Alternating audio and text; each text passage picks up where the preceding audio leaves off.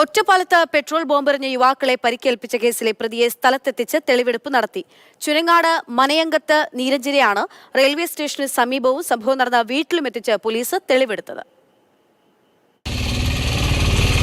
ഇന്ന് രാവിലെയാണ് പ്രതിയുമായി പോലീസ് തെളിവെടുപ്പ് നടത്തിയത്. നിർത്തിയിട്ടിരുന്ന ബൈക്കിൽ നിന്ന് കുപ്പിയിൽ പെട്രോൾ നിറച്ച് ഇത് കത്തിച്ചാണ് വീടിന്റെ പൂമുഖത്തേക്ക് എറിഞ്ഞതെന്ന് നീരജ് പോലീസിനോട് വിശദീകരിച്ചു.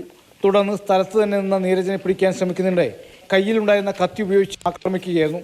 തുടർന്ന് ബൈക്കിൽ കയറിപ്പോയ നീരജ് പോകുന്ന വഴി പഞ്ചായത്ത് കിണറിന് സമീപം ഉപേക്ഷിച്ച കത്തി അവിടെ നിന്ന് കണ്ടെടുത്തു. താൻ തന്നെയാണ് കത്തി നിർമ്മിച്ചതെന്നും നീരജ് പോലീസിനോട് പറഞ്ഞു. റെയിൽവേ സ്റ്റേഷന് സമീപം നിർത്തിയിരുന്ന ബൈക്കും തെളിവെടുപ്പിനെ പോലീസ് കസ്റ്റഡിയിലെടുത്തു. തിങ്കളാഴ്ച പുലർച്ചെ 2:15 സംഭവം നടന്നത്. പൂമുഖത്ത് ഉറങ്ങിക്കിടക്കുകയെന്ന തൊഴിലാളികൾക്ക് നേരെ പെട്രോൾ ബോംബ് എറിയുകയായിരുന്നു. സംഭവത്തിൽ കോഴിക്കോട് കൊയിലാണ്ടി കുന്നൂർ സ്വദേശി വിഷ്ണു, ബാലുശ്ശേരി സ്വദേശി പ്രിയേഷ് എന്നിവർക്ക് ഗുരുതരമായി പരിക്കേറ്റിരുന്നു. ഇവരെ കൂടാതെ നീരജ് ആക്രമിച്ച കണ്ണൂർ സ്വദേശി ജിത്തിനും മറ്റൊരു തൊഴിലാളി ബാലനും പരിക്കേറ്റു. കൃത്യത്തിന് ശേഷം കടന്നു കളഞ്ഞ നീരജ് കൊച്ചിയിൽ നിന്ന് തമിഴ്നാട്ടിലേക്ക് കടക്കുകയും ഇവിടെ നിന്ന് പോലീസ് അറസ്റ്റ് ചെയ്യുകയുമായിരുന്നു. ഒറ്റപ്പാലം പോലീസ് ഇൻസ്പെക്ടർ എ അജീഷിന്റെ നേതൃത്വത്തിലായിരുന്നു തെളിവെടുപ്പ്. തൊഴിലാളികളെ ആക്രമിക്കാൻ ഉപയോഗിച്ച കത്തിയും സഞ്ചരിച്ച ബൈക്കും പോലീസ് കസ്റ്റഡിയിലെടുത്തു.